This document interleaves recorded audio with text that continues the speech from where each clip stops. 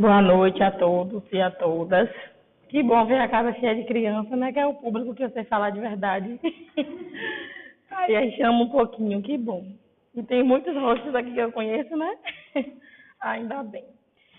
Hoje a gente vai trocar um pouco de informações sobre esse sentimento que é vivo, torpe, mas que ele também é inato. Quem de nós não sente ou já sentiu a raiva, né? Só que o que a gente pretende é se aperfeiçoar a cada dia para que sentimentos como esse da raiva a gente consiga aperfeiçoar. Não que ele vá deixar de existir, mas que a gente consiga aos poucos, e principalmente nós, enquanto espíritas, consiga aperfeiçoar alguns sentimentos e esse da raiva a gente poder ir se melhorando, já que a nossa luta diária aqui na Terra é a nossa evolução constante. Então, que tal a gente olhar para dentro da gente e ainda ver algumas coisas, né? Porque ninguém é perfeito, todos somos imperfeitos e cada dia a gente precisa evoluir. Então, que tal a gente olhar para dentro de nós mesmos em vez de olhar o outro e saber, poxa, no que é que eu posso me melhorar, né? Então, hoje vamos discorrer um pouquinho sobre a raiva, que está lá também no livro dos Espíritos, do segundo Evangelho segundo o Espiritismo, a raiva, a ira, cólera. Neste trabalho, a gente pretende facilitar a identificação dessa emoção, que é raiva, e a gente aceitar e também negar a raiva e as suas consequências. Todo sentimento tem suas consequências. Eu costumo dizer que do amor à dor, tudo em demasia faz mal. Tanto o amor demais, quanto o ódio demais, quanto tudo demais é sobra. Então a gente precisa equilibrar esses sentimentos. Porque também deixar de ter, enquanto humanos, a gente não consegue. Já que o espírito mais evoluído que tivemos aqui na Terra foi o de Jesus Cristo. E em alguns momentos também ele explanou esse sentimento. Não que ele deixou tomar conta das emoções, mas que ele também já sentiu lá, mas ele buscou a evolução, buscou reprimir esses sentimentos e trabalhar. É o que a gente precisa, não que a gente vai deixar de sentir, mas que a gente precisa trabalhar a cada dia esses sentimentos. E compreender à luz, né, do espiritismo. A raiva, os sinônimos. O que é que significa essa raiva pelos meios religiosos? Que a gente tem o descontrole, o desequilíbrio e a agressividade. Geralmente, quando a gente sente raiva, a gente costuma externar esse sentimento através do descontrole. E se a gente está descontrolado, muitas vezes a gente não pensa, e agindo por impulsividade, a gente pode usar até meios verbais para ofender alguém, e o pior deles são os meios físicos. E aí que a gente precisa manter esse controle, para que a gente não vá ferir o outro, igual a gente não queira que fira a gente. E, de maneira geral, a raiva é um sentimento aceito, porque, como eu já disse, é um sentimento inato, independente da gente querer ou não, ela acontece. Desde criancinha, eu trabalho com criancinha, vejo muitas crianças também sentem raiva. Então, a gente pode observar que é um sentimento que a gente muitas vezes não controla. Mas enquanto a gente vai amadurecendo, vai crescendo, vai evoluindo, a gente precisa saber lidar com essas emoções. E muitas vezes ela é até valorizada por parecer ser o oposto da passividade e da permissividade. Porque as pessoas costumam dizer, fulana é muito boazinha, aceita tudo, precisa também chutar o balde. Né? Tem gente que é muito permissivo.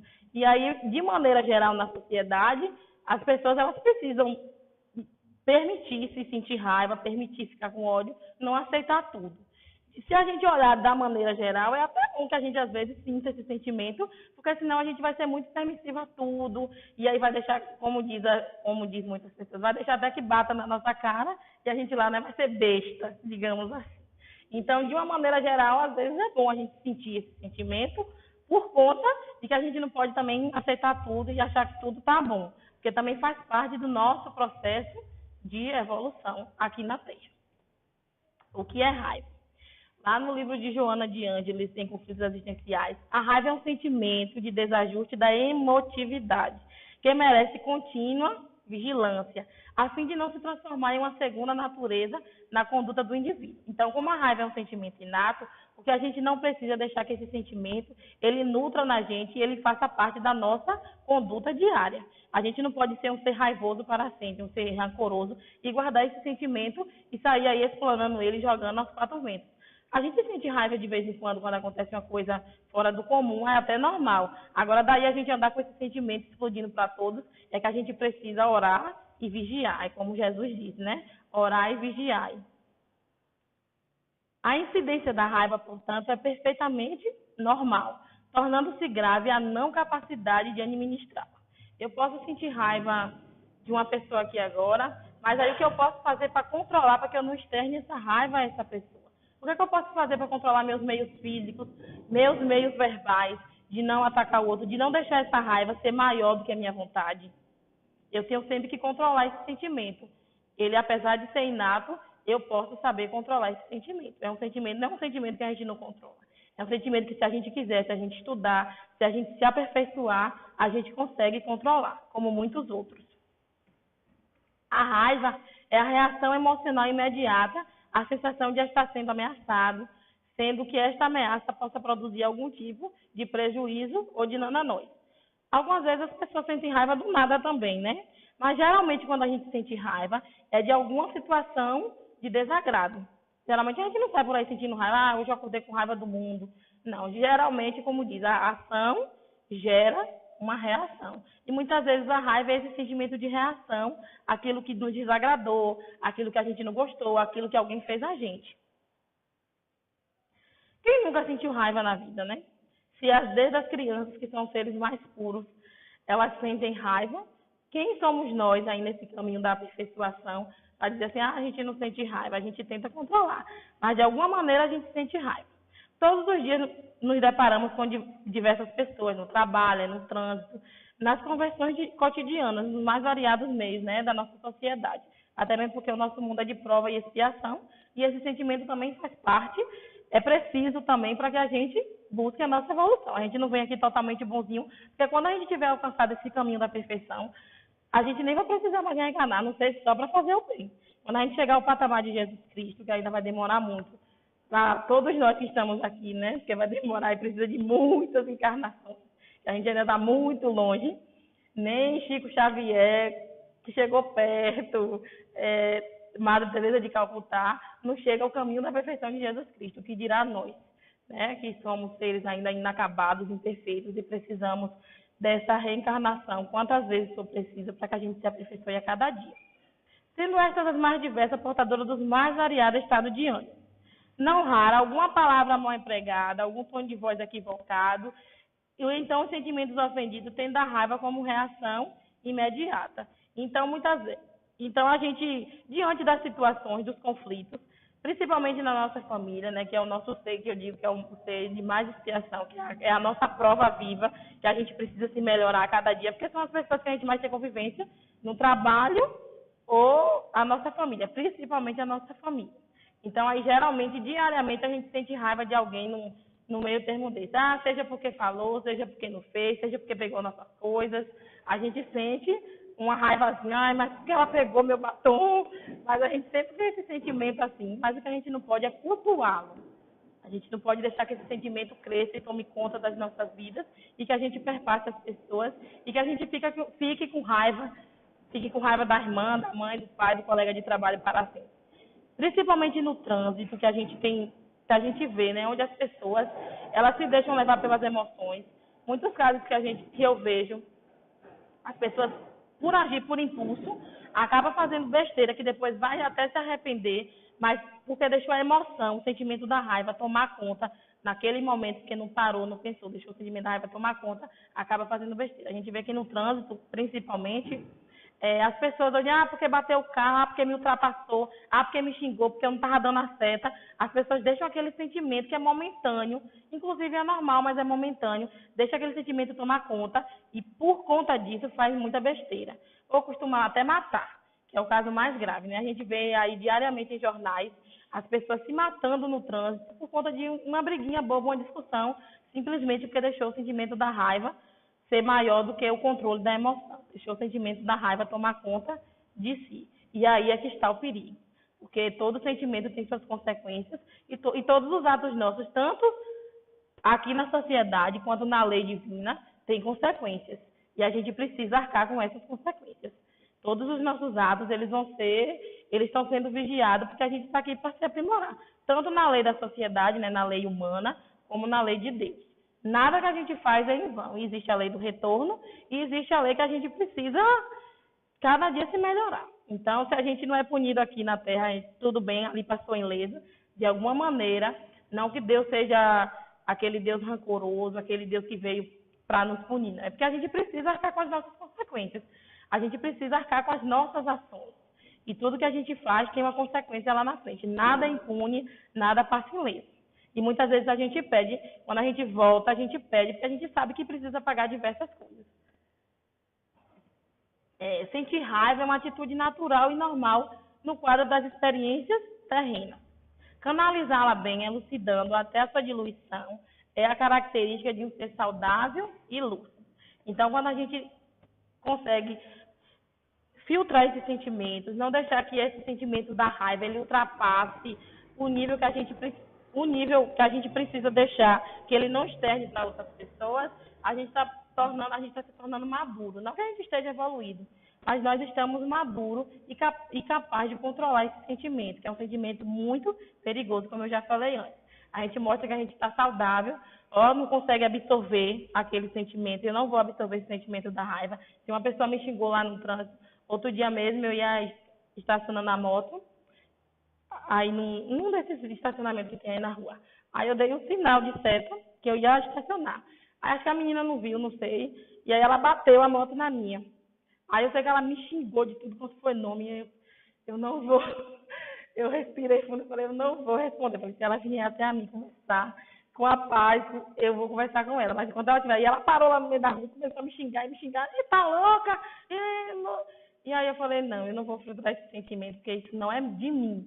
Então eu consegui, naquele momento, guardar essa emoção. Claro que eu senti raiva. Eu falei, poxa, mas eu nem estava errada se eu dei o sinal e ela ainda vem me xingando, mas eu não ia retroceder, eu não ia, junto com ela, causar esse sentimento em mim. Porque se eu tivesse externado também, eu tenho certeza que a gente ia para os meios físicos, verbais piores, e até parar na delegacia, sendo que era uma coisa que podia se resolver ali mesmo. A gente não precisava entrar em tanto desentendimento. Aí depois que ela viu que eu não ia responder à altura dela, ela resolveu seguir. Eu falei que a paz do Cristo esteja com ela, assim como está comigo. Eu falei, foi a melhor coisa que eu fiz, porque eu não costumo sair por aí esblavejando, mas tem gente que não controla esse sentimento. E a gente precisa entender. Eu, naquele momento, entendi que ela não estava no mesmo nível de lucidez que o meu. Talvez ela estivesse passando por algum momento difícil também, eu não sei. E quando eu não sei do outro, eu não posso julgar. Eu também não vou dizer que ela é uma louca, que ela é uma desequilibrada. Eu não sei o que ela estava passando naquele momento. Então, eu, enquanto espírita, enquanto estudiosa, enquanto procuro entender os ensinamentos do Cristo, eu que preciso me melhorar. E, naquele momento, não competir com ela. Pedir que o Cristo emane a luz para ela e que ela também consiga se controlar. Então, jamais eu ia desejar o mal a ela, que ela encontrasse outro lá na frente que fizesse pior, não. Eu só desejei que ela tivesse boas vibrações. Eu acho que foi a melhor coisa que eu fiz. Né? Eu, enquanto estudiosa, porque eu preciso sempre me vigiar para depois vigiar o outro, para depois falar do outro.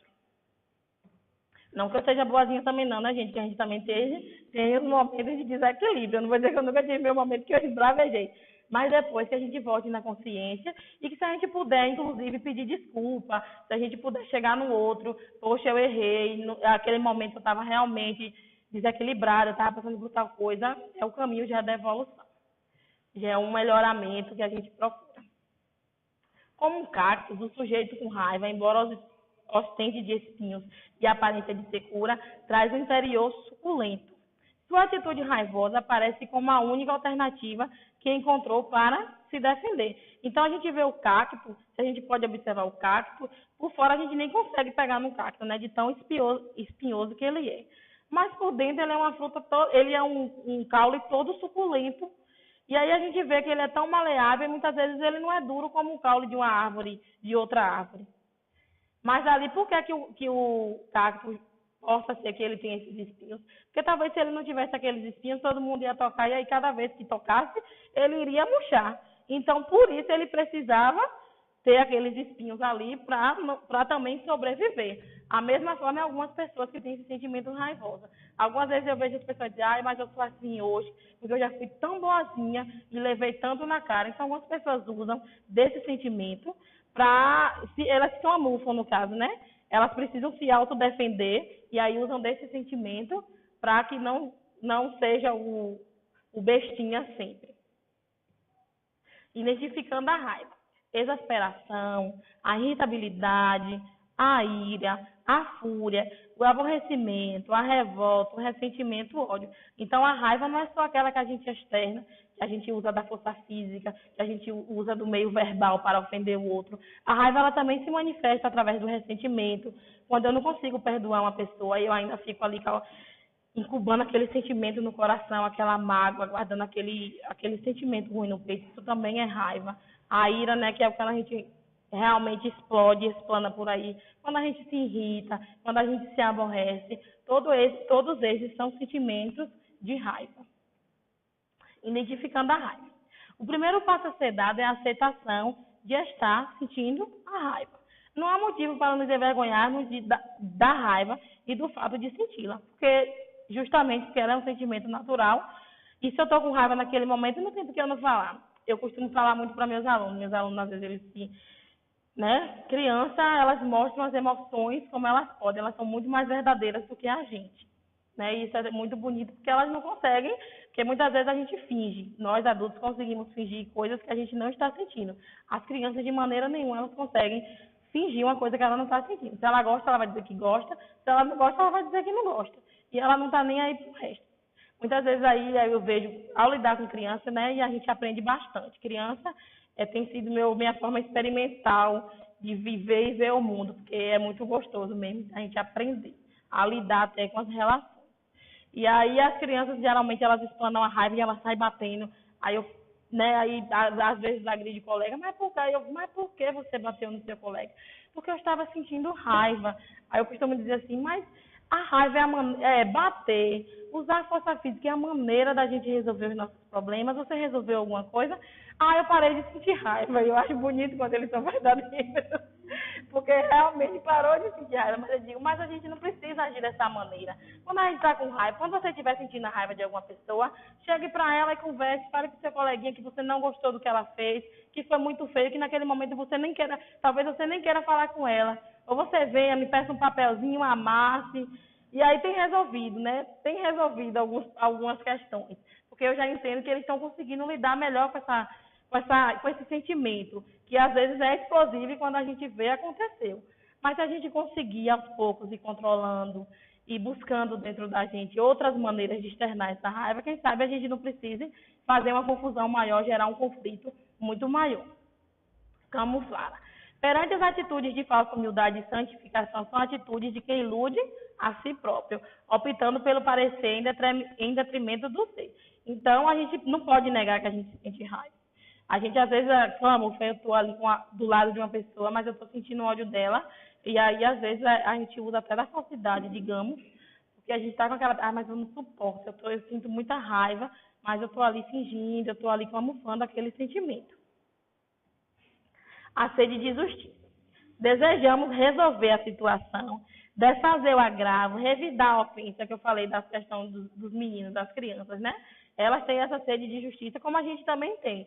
Só que aí, como elas ainda geralmente não sabem lidar com esse sentimento, o primeiro sentimento é explosivo mesmo, e geralmente usa do meio físico. Ou até gravar, você é feio, eu não gosto mais de você, e aí dessas formas.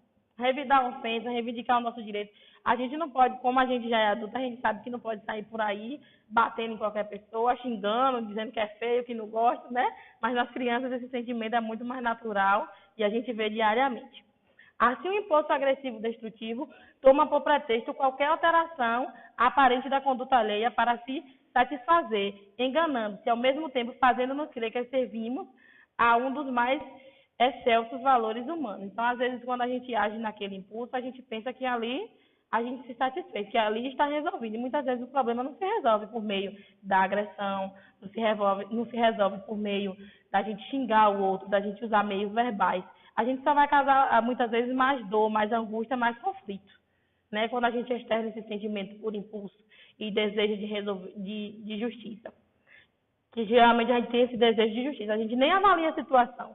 Muitas vezes a gente não está certo naquela hora, mas pelo impulso, pelo sentimento que a gente é egoísta. O ser humano é egoísta e a gente quer ter razão sempre em tudo e a gente quer ser o melhor. Então a gente se toma daquela posição de que a gente sempre está na situação de que foi o certo e dali a gente quer resolver. Não espera, não para pensar, será que realmente eu estava certo naquela situação?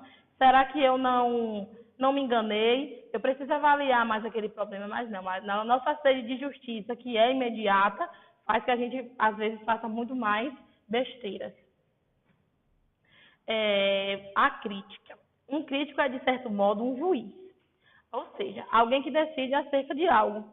Para que a crítica não tenha em germe a raiva e a ira, é necessário preencher 4 condições. Geralmente, quando a gente recebe crítica, é um dos momentos que a gente fica bem irritado, né? É difícil, às vezes, a gente receber crítica, mas a gente pode trabalhar também esse sentimento, porque a gente não é perfeito, porque a gente sabe que a gente erra, e ouvir do outro é muito difícil a gente se autoavaliar, fazer uma avaliação de qualquer situação, seja no relacionamento amoroso, seja no trabalho, seja num grupo coletivo, seja no que for. No meio que a gente vive, é muito difícil a gente se autoavaliar, porque pra gente, a gente quer fazer o melhor sempre, isso é inegável. Mas às vezes a gente acha que já está fazendo o melhor, sendo que a gente poderia fazer mais. A gente sempre pode fazer melhor. Né? Nada é inacabado, nada é tão bom que não possa melhorar. Então, receber crítica, muitas vezes, ela não é ruim. A crítica depende da maneira da crítica, que ela vai servir até para a nossa autoavaliação e para a nossa ajuda.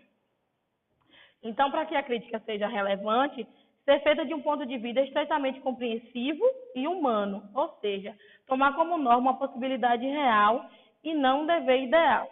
Eu não posso criticar o outro simplesmente pelo que eu acho, mas simplesmente pelo aquilo que se encaixa naquele momento, porque às vezes há divergência de pensamento. Nesse momento mesmo, o Brasil está vivendo um momento muito horroroso, que eu digo, na política, e a gente precisa vigiar, orar muito pelo Brasil, porque é um momento realmente difícil.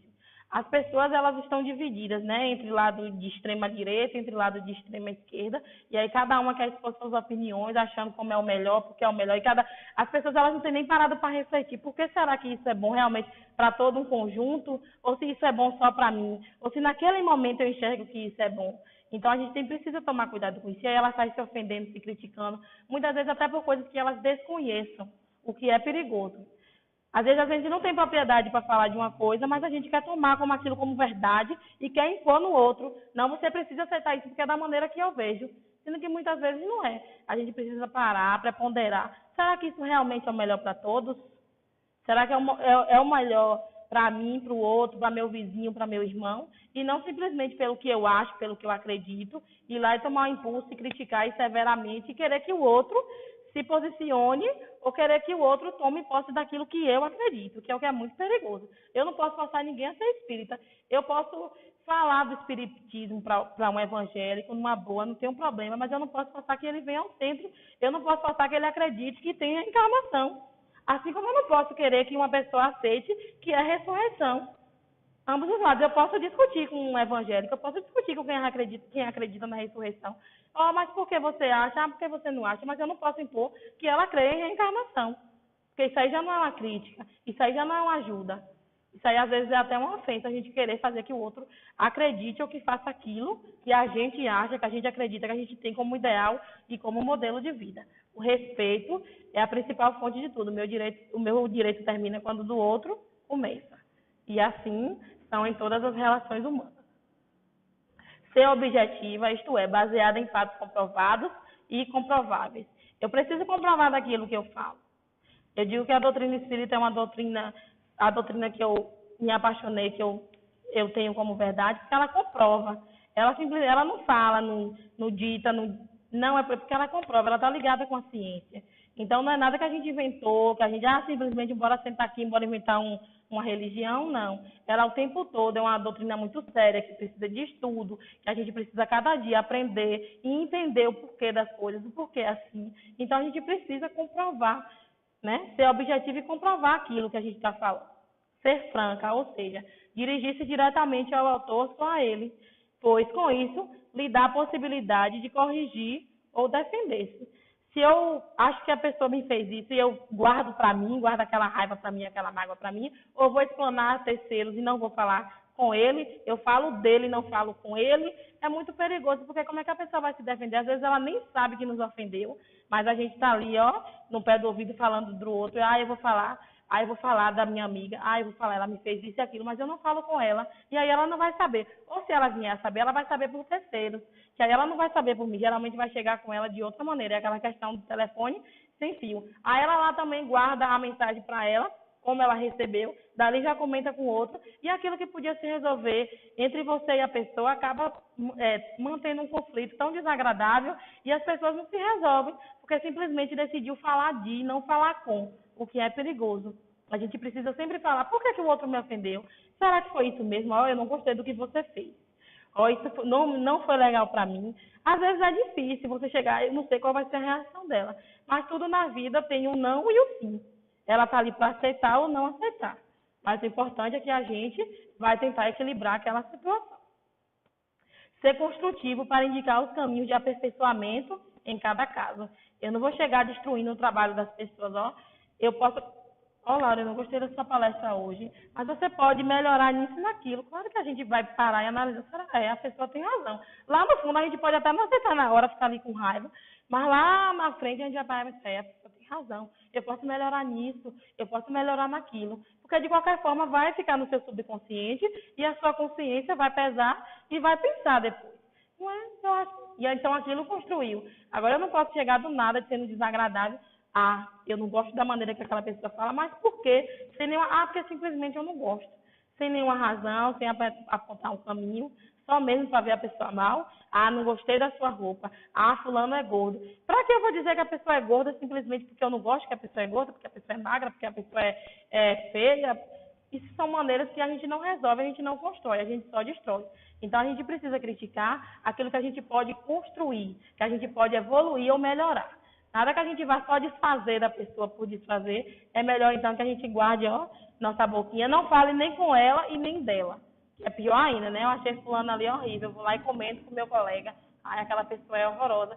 Não, não precisa. Então, a gente guarda pra gente, que a gente também não é obrigado a aceitar tudo e a gostar de tudo. Ninguém é obrigado, não é isso. Mas a gente não precisa desfazer do outro, a gente não precisa comentar, a gente não precisa desagradar, a gente não precisa ser perverso. Eu digo que é uma perversidade, às vezes, até, a gente falar da pessoa sendo que não for para construir.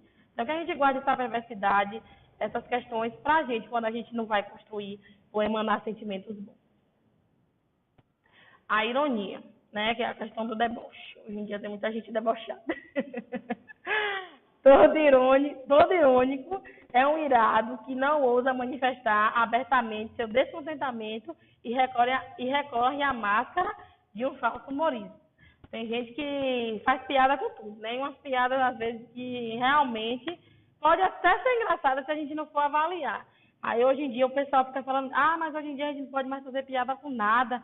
Porque antigamente era muito aceitável fazer piada com gay, fazer piada com gordo, fazer piada com baiano. Será que isso não ofende ao gay? Será que isso não ofende ao baiano? Aí eu via muita piada que baiano era preguiçoso, que baiano sentava numa rede. E a gente de cá, que vive a realidade, eu mesmo ficava virada. Poxa, se a minha vida fosse tão boa quanto o pessoal do Sul, essas pessoas falam que a gente que vive na rede, sentado tomando água de coco, era bom. Mas essas piadas eram realmente engraçadas. E era um humor que eu, particularmente, não acho graça nenhuma. Porque é um humor que vai falar do outro, é um humor que vai ofender alguma pessoa. Então, quando esse humor, essa ironia for ofender alguém, isso não é agradável. Isso eu acho até o cúmulo do ridículo, a gente fazer uma piada em cima da dor do outro. Então, a gente precisa preponderar. Será que aquilo não vai ofender? Aquilo não vai magoar? Às vezes, o que é engraçado para mim, o que é piada para mim, é a dor do outro. E, às vezes, ele está ali na luta diária, ó, tentando viver, conviver com aquela questão que, às vezes, até o incomoda. Mas ele está tentando viver e a gente fala e acha piada, e faz chacota, e faz deboche, né? Então, a gente precisa ver se realmente tem graça ou se realmente vai ofender o outro. E aí, quando ofende o outro, então já deixa de ser engraçado, já deixa de ser uma piada. O irônico procura, ao mesmo tempo, humilhar o seu adversário e esnobar sua superioridade intelectual, mas de maneira covarde por ocultar a ofensa direta. Eu tinha um professor na faculdade que ele era muito debochado. E aí, ele era todo debochado. E aí, logo no começo, eu tinha muita... Por ele ser assim, talvez, né? Eu tinha muita resistência de apresentar seminário. E aí, toda vez que falava de apresentar seminário, eu falava, meu Deus, mas apresentar seminário daquele homem que é debochado. E quando a gente estava lá na frente, ele estava falando da sua unha, ele estava falando da sua sobrancelha que estava assim assada, aquilo me dava um pavor. Eu não preciso aceitar aquilo. É tanto que uma vez eu fui apresentar um seminário, e aí eu tremia, eu não conseguia falar nada, eu fiquei super gelada, fiquei nervosa. Acho que do sentimento de tanto deboche que ele tinha, eu falei, ele vai me avaliar da cabeça ao pé. Ele não vai me avaliar o que eu estou falando, vai avaliar o meu físico e o verbal, que às vezes não tem nada a ver. E aí ele fazia muito deboche, mas eu cheguei para ele e disse, professor, esse seu jeito, não sei, me incomoda. E não é, para mim, não é legal. Mas também a gente conversou numa boa, depois tudo se resolveu. Mas eu externei a ele que aquilo para mim não era legal, que aquelas piadas dele talvez fossem engraçadas, ou às vezes ele não se tocasse, mas que incomodavam as pessoas. Às vezes as pessoas tremiam, porque ia na frente e ele ia lá depois, ou até na hora. É ruim você estar falando e a outra pessoa tá.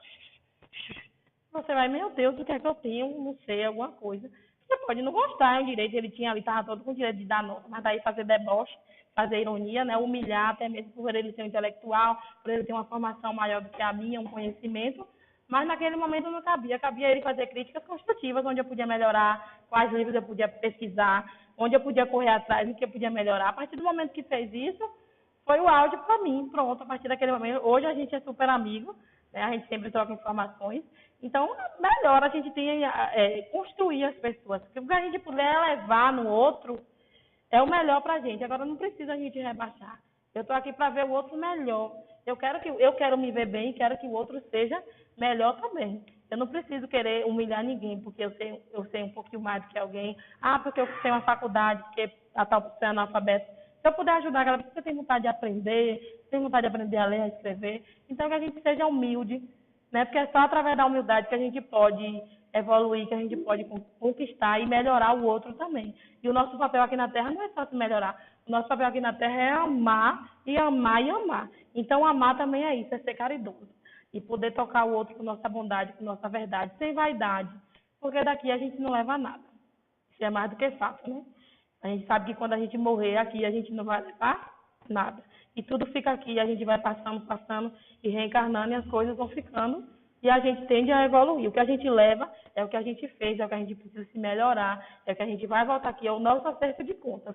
Isso é que a gente leva. Então, antes da gente pensar de ofender, de destruir, de ser irônico com alguém, a gente precisa se autoavaliar para daí avaliar o a soberba, né? Em sua grave, em seu porte um tanto provocativo e sua atitude depreciativa manifesta essa constante agressão ambiente. A pessoa soberba possui uma alma insatisfeita, que a força de se enganar, de julgar-se valiosa, sentir-se vulnerável e rodeada de invejosos que somente existe em sua imaginação. Geralmente a pessoa soberba, ela se acha dona de si. Ela se acha no patamar, no topo de todas as coisas, né? Então ela é soberba, ela é superior. E aí, por ela achar que é superior, todo mundo tem inveja dela. Ah, porque ela tem um carro melhor. Ah, porque ela se expressa muito bem, porque ela tem faculdade disso, tem curso daquilo. Então, às vezes, ela deixa esse sentimento soberbo tomar a sua cabeça e se achar superior ao outro, sendo que, na verdade, não é. O que adianta a gente ter tudo e, na verdade, não ter a humildade, não ter a paz e o amor no coração. E a gente chegar em tal lugar e as pessoas já respirar fundo, ah, porque tal fulano chegou.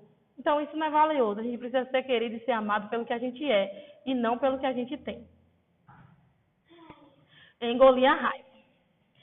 Toda vez que a raiva é submetida à pressão e não dirigida emocionalmente, produz danos ao organismo físico e psíquico. Às vezes também quando a gente pega esse sentimento e guarda dentro da gente, a gente adoece, tanto no físico quanto no psíquico, né? Porque tem um livro que ele fala, o corpo fala. E o corpo ele começa a dar sinais.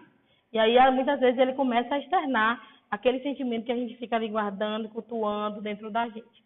O distúrbio no sistema vaso-simpático, tais como a indigestão, a diarreia, a acidez, a distremia, a inapetência ou glutenaria. Ou seja, muitas vezes a gente está tendo, digamos, diarreia, e aí não sabe, vai no médico, faz exame, faz isso, mas não sabe o que é. Muitas vezes aquilo é causado do emocional, da nossa carga do peito, daquilo que a gente sente e não externa, não conversa, não fala, não procura conversar com o outro, até aquele mesmo que a gente acha que está sentindo raiva, e a gente guarda aquele rancor, aquela mágoa dentro da gente, e aí o nosso corpo começa a dar sinais, porque o corpo também não aguenta não. E se o corpo não aguenta, a nossa mente, ela é muito pior. E o emocional aí começa a dar nervosismo, amargura, ansiedade, depressão. E a depressão, como dizem, é a doença do século, né? É aquela doença que muitas vezes a gente tem muita coisa guardado, acumulado. Algumas pessoas eu vejo dizendo, porque a depressão é falta de Deus. Não, depressão não é falta de Deus. Depressão é uma doença que ela precisa ser curada, que muitas vezes vem por trás disso aqui. É a mágoa, é a solidão, é a ansiedade. Então a gente precisa sempre conversar, a gente precisa externar, a gente não precisa guardar sentimentos. Só por isso. Não, muitas vezes não é falta de Deus. Existem pessoas que creem em Deus. Eu digo, aquele padre mesmo. Ele é super crente e aí ele caiu numa depressão, mas a gente vê é falta de Deus?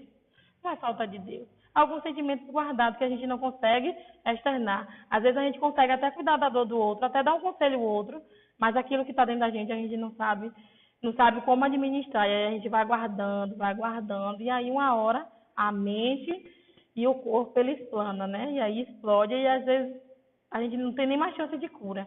Mas enquanto a gente puder externar sentimentos, falar, ou procurar até um psicólogo, vir ao centro, no atendimento paterno, procurar ajuda, é o melhor que a gente pode fazer para nós, para a nossa saúde mental, para a nossa saúde física. Porque ninguém é de ferro, como diz, né? Se precisarmos assumir que sentimos raiva, também precisamos nos responsabilizar pelo que fazemos com ela. O alerta é para não escondermos essa emoção, pois se não identificamos, como poderemos modificá-la? Então, se a gente não sabe que a gente guarda esse sentimento de rancor, de raiva, desses sentimentos que às vezes fazem mal e apodrecem nossas emoções, como é que a gente vai poder mudar? Como é que a gente vai poder identificar e a gente vai poder até melhorar nossa saúde física e psíquica, sendo que a gente só guarda, às vezes clamouça, não. Eu não sinto isso, mas ali dentro, lá do subconsciente, está ali guardado todos esses sentimentos. Então, a gente precisa entender que é um sentimento inato e que a gente tem e que a gente precisa só modificá-lo. Saber lidar. E aí são algumas questões que a gente pode fazer essas perguntas no sentido de trabalhar esse sentimento. Por que fiquei tão brava ou brava com a atitude daquela pessoa? Por que me deixei atingir tanto? O que essa pessoa fez de tão desagradável a ponto de conseguir me desequilibrar o restante do dia? O que então me deixou tão ameaçado? Por que será que essa pessoa ela me deixou tão ameaçada, tão irritada? Que área do meu ser aquela pessoa proferida pelo ofensor atingiu de maneira tão precisa? Porque aquilo que foi dito significou tanto para mim. Às vezes o que o outro disse nem é de tanta importância, mas só para a gente guardar aquilo no coração, aquele sentimento raivoso, a gente acha que é de tamanha significância, que na verdade nem é. E aí vai guardando. Então, se a gente sempre se questionando, será que aquilo realmente era uma ofensa? Será que aquilo realmente era importante para mim? Será que aquilo realmente me ofendia, me causava alguma dor? Ou eu não preciso disso, eu estou nutrindo um sentimento que, na verdade, não faz parte de mim, eu estou guardando uma coisa que eu não preciso, apodrecendo meus órgãos, minhas emoções, com um sentimento que não precisa ser meu. Como sinalizar, então, nossos sentimentos feridos e nos protegermos sem ser agredidos? Quando ofendido, o indivíduo precisa expor seus sentimentos ao agressor. Claro que a primeira pessoa que eu preciso falar é com quem me ofendeu. Eu preciso falar com ele, não dele, como eu já disse aqui. Aos amigos sem queixa, sem mágoa, demonstrando ser normal a vivência desta emoção. E como ser humano, necessita de respeito. Né? Às vezes a gente se desentende com o namorado, a gente se desentende com a mãe, com o pai, com um amigo, e a gente guarda aquele sentimento e não conversa com ele, não externa. Né? Aí a gente deixa de aprender, deixa de saber a opinião do outro e deixa de aniquilar aquilo. Ó. Aquilo ali já está resolvido. Eu não tenho mais essa ofensa, porque a gente já conversou e tudo se resolveu. Ao invés de guardar, a gente tentar resolver, procurar externar. O outro não tem obrigação e muitas vezes não tem condições de saber o impacto de sua atitude em nós. Então, às vezes, o que eu causo ao outro, ou o que a pessoa me causa, às vezes ela nem sabe que me impactou tanto. Para ela foi normal. Às vezes a gente fala uma coisa, não, foi normal. No outro causou um sentimento adverso. Às vezes a gente não queria nem causar aquele sentimento, mas a gente causou na pessoa. Se a gente não falar, se a outra não falar com a gente, como a gente vai saber que aquele sentimento dela não foi como a gente queria que chegasse? Mas aí a gente guarda e prefere não falar e fica ali quietinho e deixando aquele sentimento acumular. E às vezes a pessoa está lá, ó, de boa, achando que não fez nada e realmente ela talvez nem tenha feito, mas a gente guardou como que foi um ofensa. Se não falarmos numa postura de subestima ou de falsa humildade, ela jamais terá elementos incentivadores de nossa parte para mudar determinado comportamento.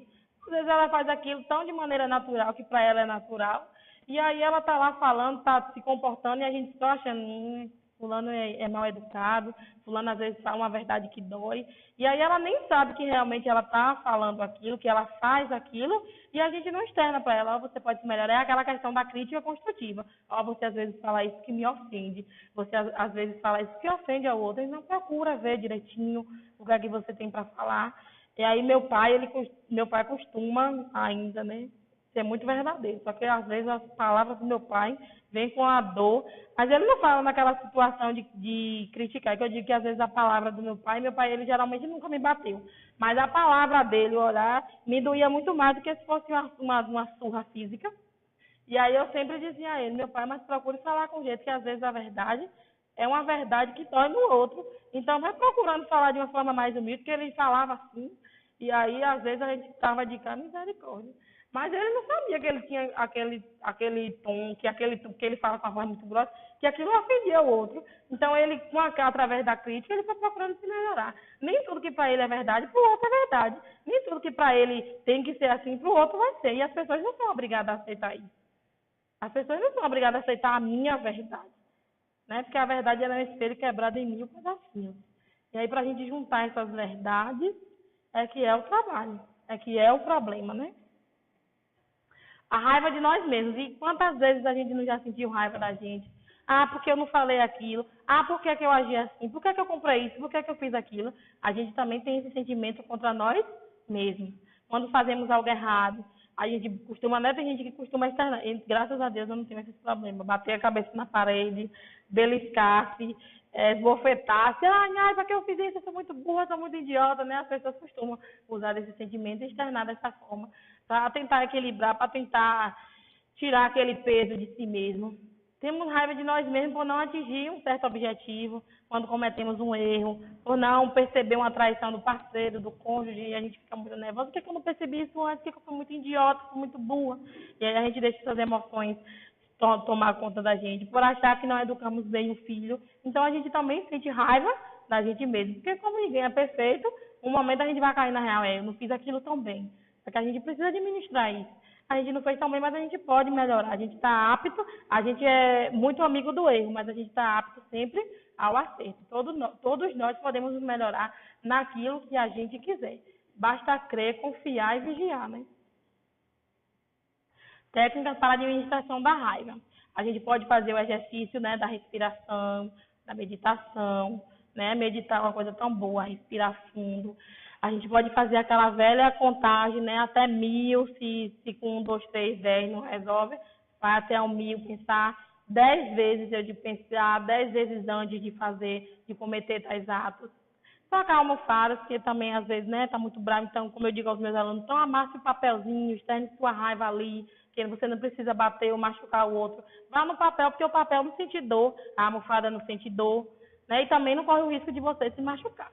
Tem gente que costuma quebrar objetos, gritar, gastar energia na corrida, ou no trabalho estressante. Ah, que legal, a gente ainda vai ficar saudável, né?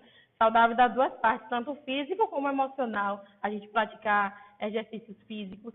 Chorar, tem gente que só consegue externar alguns sentimentos e chorar. E o choro é o mais comum deles, né? Acho que está quase 80% da população, quando sente algum conflito de raiva, de alguma emoção, externa chorando. Então, também faz bem chorar, lacrimejar, faz bem para a alma, faz bem para o corpo.